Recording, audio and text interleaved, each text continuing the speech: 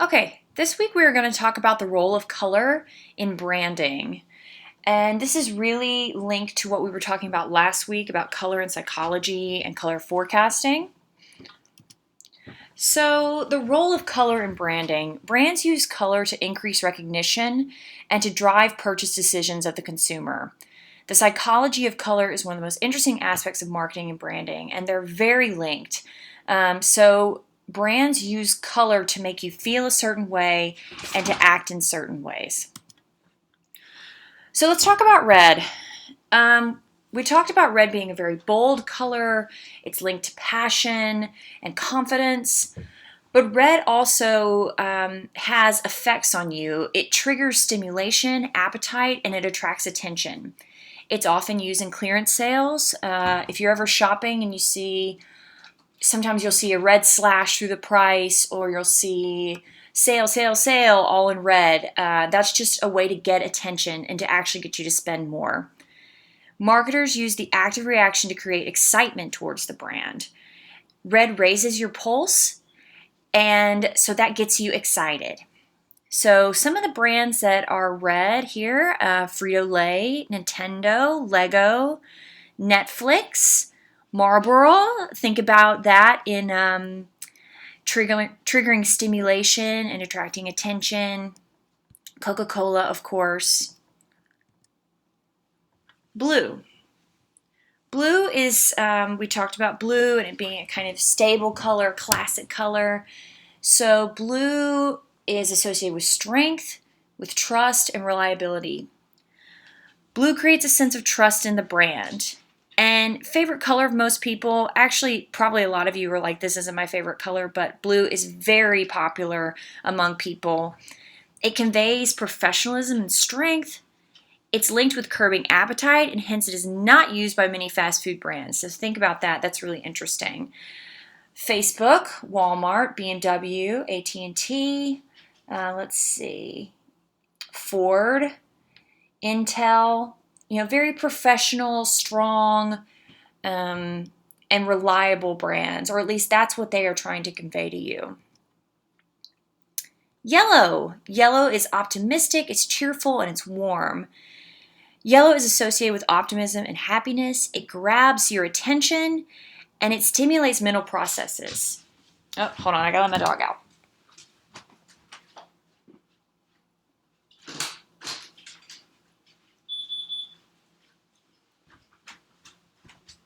Okay, sorry about that. So let's look at some of these brands. A lot of McDonald's, Subway, Lipton tea. Let's see. Grabs your attention. Best Buy, Post-it, Schweppes. I don't know what Techno Gym is. But it's very bright. It's cheerful. It's upbeat. Orange. Confidence, friendly, enthusiasm. Orange is creative and kid-friendly. It creates buzz and calls to action. And it's targeted towards impulsive shoppers. Back to kid-friendly, right? Represents a cheerful and confident brand. Nickelodeon, all right? Definitely looking at children. Fanta, Home Depot. Green, tranquility, growth, health. It's, as we talked about last week, it's favored by brands or products that are eco-friendly or that want you to think that they're eco-friendly. It conveys growth and is used by financial brands. Constitutes health, fertility, and relaxation. Human brain perceives green to increase productivity. So let's look here. John Deere. All right, back to about being eco-friendly. They're kind of trying to relate to the land. Starbucks as well. BP, that's kind of an interesting one. Neutrals. Balance, calm, and premium. They convey professionalism, and black often signifies intelligence and authority. It's used by brands to maintain simplicity, and it shows a high quality and perceived as luxury. So kind of understated elegance. And you'll see here we've got the two C's for Chanel, Gucci, Louis Vuitton, Amazon, Honda, Hermes, high class kind of brands. They put Disney here. I don't really think about Disney's logo as being black. I really think about it as more of like the white on blue. The coffee, just very kind of upscale. Nestle's chocolate. Multicolor. Multicolor projects diversity. Brands that use multicolor represent different people, countries, and offerings.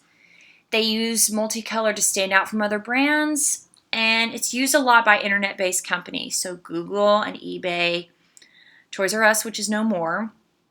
And think about how we associate multicolor with the LGBTQ movement, definitely kind of promoting diversity and different types of people and places, and companies use that to their advantage. Up back here, the Olympics, think about that. It's like all these countries coming together. So here's your assignment. What I want you to do is I want you to create a fake company or brand for yourself. It can be a clothing line, it can be a storefront, an interior design business, whatever. I want you to brainstorm for your brand, and we're not going to do this in class. Okay, you're going to do this on your own. And you can type it up, you can write it out, however you like to brainstorm. You're going to create a mood board for your brand. And I want you to include the types of items you would sell, things that inspire you, your clientele, color swatches, whatever. Be creative. Think outside the box. You can make this digitally or you can make it by hand. If you decide to make it by hand, please take a photo of it and upload it to eCourseware.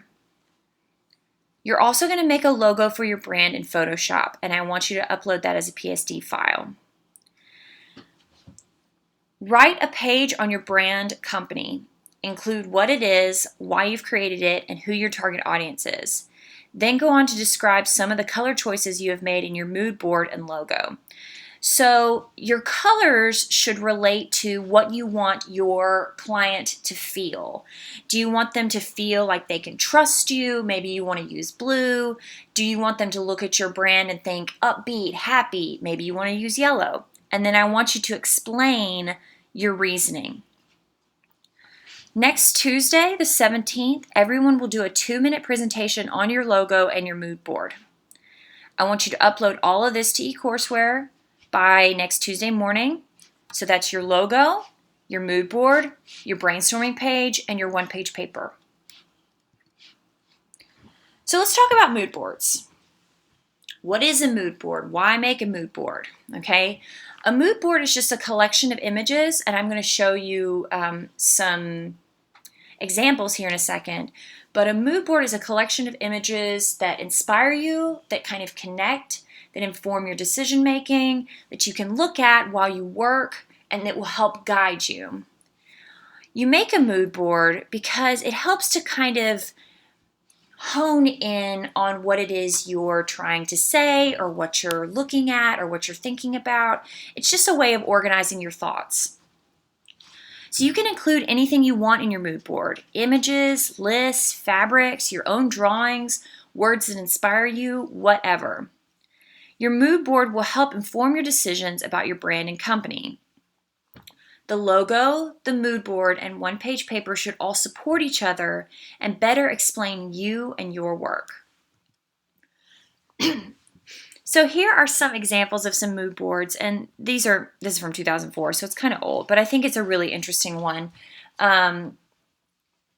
This mood board, a lot of sports, a lot of boxing, okay? Primary colors, yellow, red, some blue, a lot of black. Sports pages, sports here. So overall, you get a sense that when they're designing this collection based on this mood board, it's going to be kind of athletic, kind of masculine, lots of strong colors, blacks, yellows, reds. Another one from 2004, a lot of old kind of 1940s and 50s photographs of women. Some interesting landforms here. A lot of black and white. So this is probably going to be very elegant, kind of a throwback, very classic. They're thinking about landforms. Maybe they're looking at that for color or texture. So this mood board here, very youthful, lots of bright colors, kind of 1960s looking. I like the addition of the fabrics and the flowers. I like how busy it is. There's a lot on this here. Lace, kind of feminine pinks, colors. This mood board is really interesting. It has actual flowers on it and jewelry. Kind of they're probably looking at very organic, natural, bohemian, spring, things like that. So I want you to do some brainstorming. Brainstorm, what is your brand? Okay, and this can be made up or it can be real. Some of you may already have some brands that you're working with or that you're thinking about. What is your brand? What are you selling? Who is your audience? Who's your clientele?